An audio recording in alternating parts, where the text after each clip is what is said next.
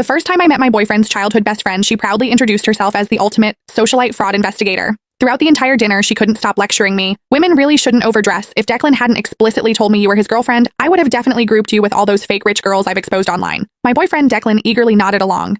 You really do dress a bit too flashy. You should listen to Sloane and tone it down. I couldn't even be bothered to argue with them. I made an excuse to go to the restroom, but right outside the door, I overheard Sloane delivering her expert appraisal of me. Declan, just look at how that woman walks and talks. She's obviously been through one of those gold digger training camps. She only approached you for your money. Think about it.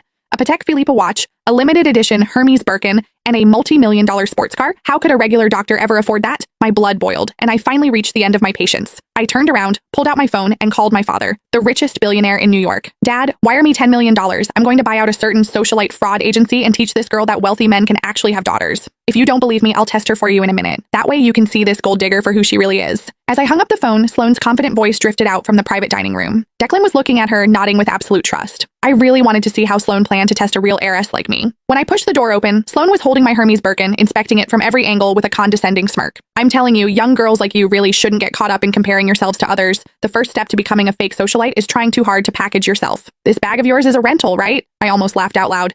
I bought this limited edition bag straight from the boutique, just building up the purchase history to get it cost me over $30,000. When Sloane saw I wasn't speaking, she assumed she had hit a nerve. She put on an I knew it expression and shifted her gaze to my Patek Philippe watch. Can you let me authenticate that watch of yours? Don't get the wrong idea, I'm just worried you got scammed into spending real money on a fake. After all, the bag is already a knockoff. Declan was already looking at me with deep suspicion. He gave me an order. Sloane is just looking out for you. Hurry up and let her see it. This watch was a promotion gift my oldest brother gave me last month. His entire watch cabinet is filled with pieces worth tens of millions of dollars. If Sloane actually appraised this as a fake, it would only prove that she was the real fraud here. I took off the watch, handed it to her, and smiled. Sure, this watch is a highly limited edition, so make sure you don't mess up your appraisal. Sloane eagerly snatched the watch. As she examined it carefully, I clearly caught the flash of raw jealousy in her eyes. It was obvious she had already realized the watch was authentic, but she still opened her mouth to lie. Oh wow, Declan. Your girlfriend is still trying to pass this off as a limited edition to get away with it, but it's actually just a cheap replica. I just have to ask, you're a young girl with an average family and an average job.